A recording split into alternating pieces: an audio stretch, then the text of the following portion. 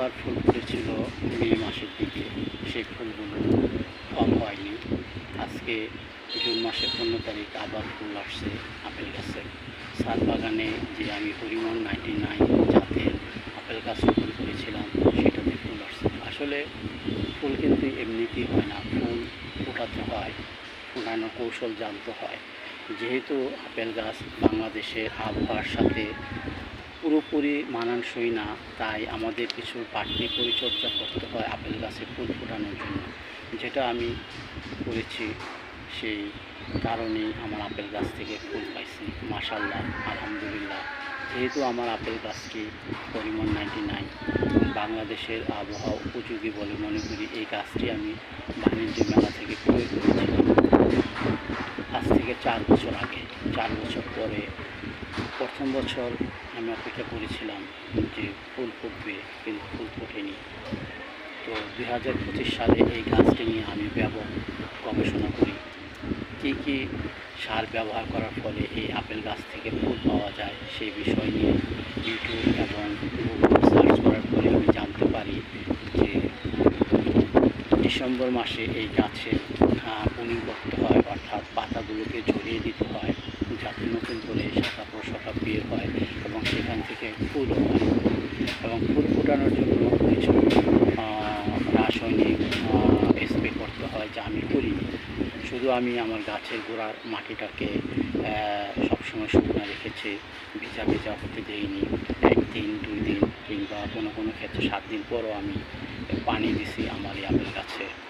এবং আপেল গাছের গোড়া চতুর্দিক থেকে মাটি সরিয়ে ভার্মি কম্পোস্ট বাজারে কিনতে পাওয়া যায়, সেই সাথে গোবর সার, হাড়ের গুঁড়া এবং লাল পটাশ, যেটা সেই পটাশটা মিশ্রণ করে আমি আমার এই রঙের যে 20 লিটারের যে রঙের ড্রাম আছে সেই ড্রামে এই আপেল গাছটি রোপণ করেছি। সেখানে আমি কিন্তু এই চতুর্দিকের মাটিটা আলগা করে তারপরে এই আমি ভার্মি কম্পোস্ট, গোবর সার আর এবং ট্যাপ, সেই সাথে সাদা যে লাল যে পটাশটা আছে, লাল পটাশটা বিশেষ করে ফুল ফোটানোর জন্য খুবই উপকারী, আমি সেই লাল পটাশটা প্রয়োগ করেছিলাম।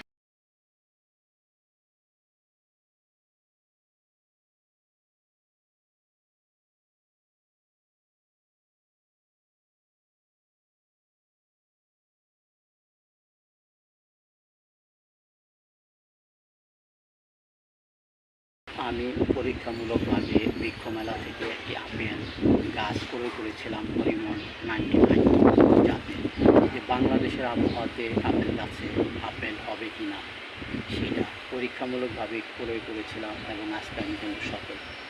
আমার আপেল গাছে ফুল ফুটেছে, একবার মে মাসে আর একবার জুন মাসে 2026 সালে। তো আমি যখন ফুল ফুটে তখন তো আনন্দ শেষ নেই, জীবনে প্রথম আপেল গাছের ফুল দেখলাম।